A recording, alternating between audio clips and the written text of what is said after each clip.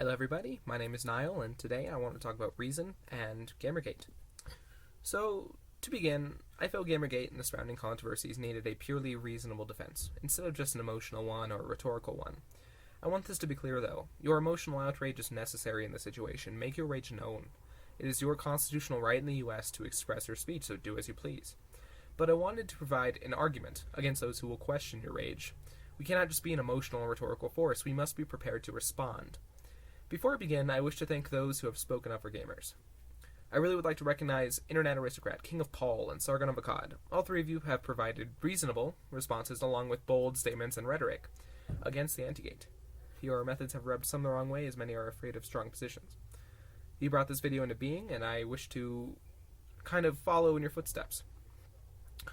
I also want to thank Milo Yiannopoulos, I want to say is how you pronounce your last name, for reporting and peeling back the layers on gaming journalism. So let's get past this exposition into the first topic, the anti-gate. So the focus of Gamergate dissenters, or the anti-gate as I am collectively calling them, is on the underlying reasoning for people to be pro-Gamergate. Why do these people care so much? To them, it seems perfectly plausible for the Gamergate people to just be anti-women or anti-LGBT.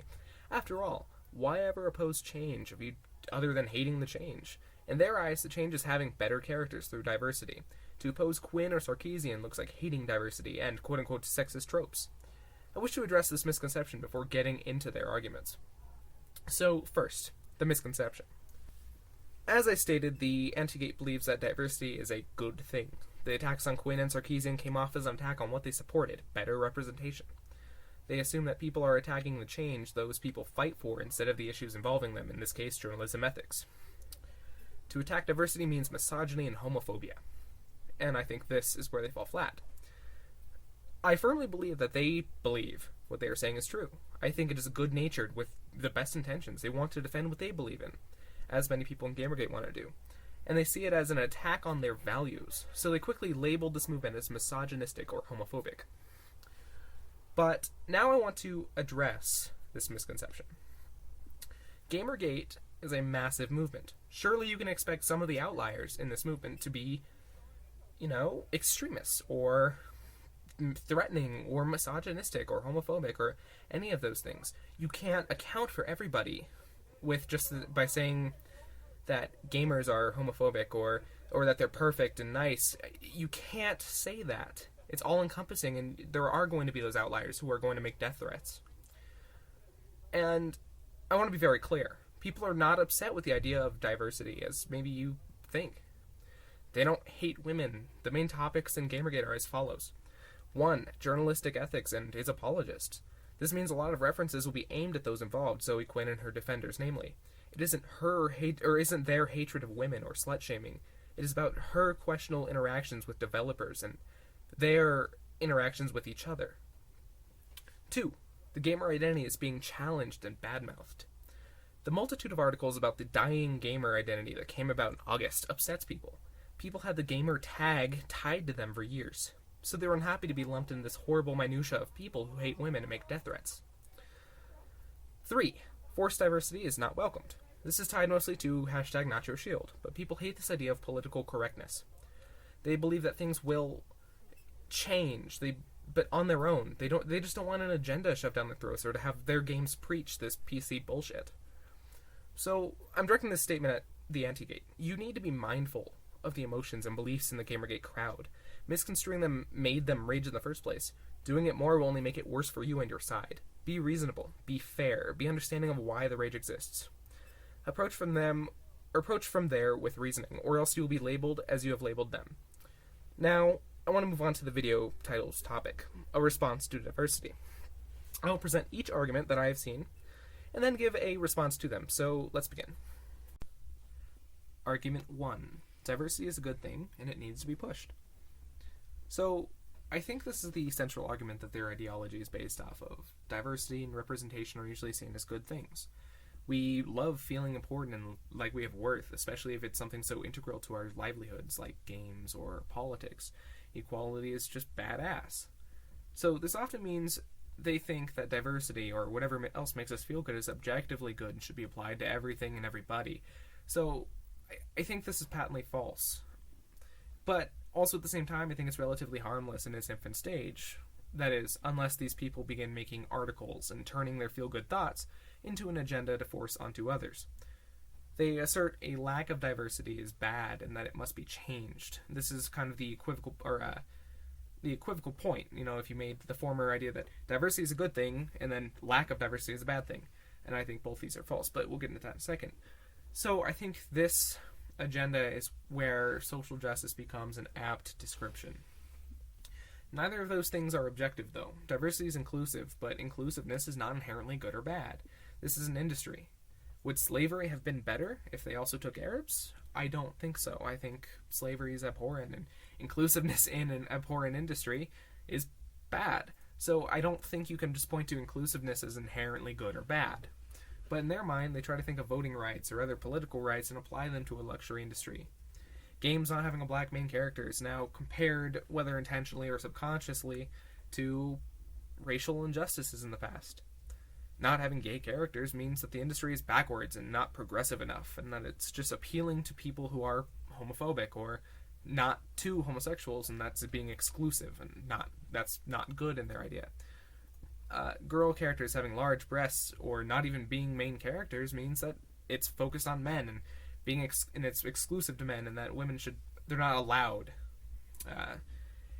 But diversity in games is not a necessity for an equal society. They confuse political inequalities with real injustices, or which feature real injustices like slavery.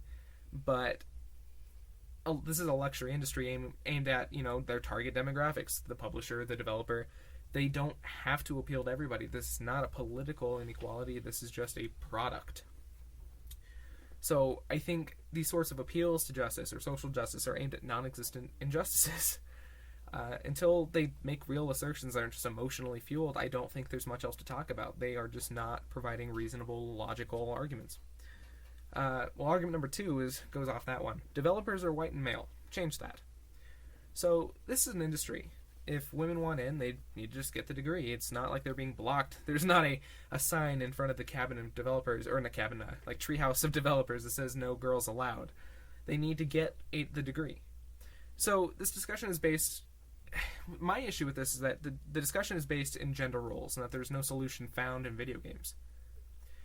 The thought that women need to be forced into an industry for a sex quota is just backwards, and I think hypocritical when women's choice is such an SJW tagline. So I don't think this is a real issue. This is an industry. If women want in, they just have to get in. You can't force this, and if you do, I think it's backwards in and of itself. Argument 3. Characters are not representative of the people buying it, and that is wrong.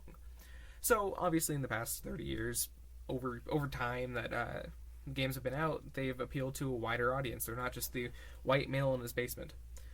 And I think this argument is based again in that important structures in our society need to represent the people they serve. The same argument is used and talks about police forces in racial or in ethnic, like ethnocentric neighborhoods, where like a white police office is going to be, or a police station is going to be helping out, quote unquote, black neighborhoods. But policing is not the same as a industry where games are sold to consumers. One is a market-pushed business. The other is a necessary structure set up by the government, which is meant to represent the people it governs. So I think that these sorts of comparisons to these structures and political structures for everybody, I think these sorts of comparisons are just backwards again, because they're not the same thing. One is an industry and one is your society. And they're different sorts of inequalities. So their last argument is that games are misogynistic and need to change their depictions of women. And Anita Sarkeesian is probably the headliner of this. So this argument, I don't think you can say that they're misogynistic, because they don't hate women. It's an artistic depiction of women based on probably a straight white male's, view. So you're going to get women who look the type. They're going to have big breasts, or they're going to be very attractive. But is this inherently wrong? I don't think it is, unless you can show that it impacts society, which they have not done yet. It doesn't... Growing up playing Mario does not make you want to go around saving princesses or become a plumber who doesn't actually plumb things. So I think this argument is not good. Change for the sake of change is not, that's not an argument. So yeah, I these are the four that I found for an argument for diversity, and they seem to be emotionally fueled and not based in any logic or actual harm caused by what the current industry is. You have to look at it from a business perspective, and as we've seen, it has grown. There are more women that are more realistic than there's more minorities. There are more homosexual characters that fall under the LGBTI guide, blah blah blah, blah, the entire acronym. So if you just let it change, it'll do it naturally. If more people play and desire it, those markets will figure it out. They'll make a game that has a gay character, and people will either buy it or they won't, and that'll decide the future. So thank you again for watching this video. Like, subscribe, and share it. This is not monetized, as I wish my intent to be clear. This is an important issue in our industry, and consumers have a voice. To the anti-gate, our dissenters, good luck. Gamers play to win, and we show no signs of dying, as the articles have told us.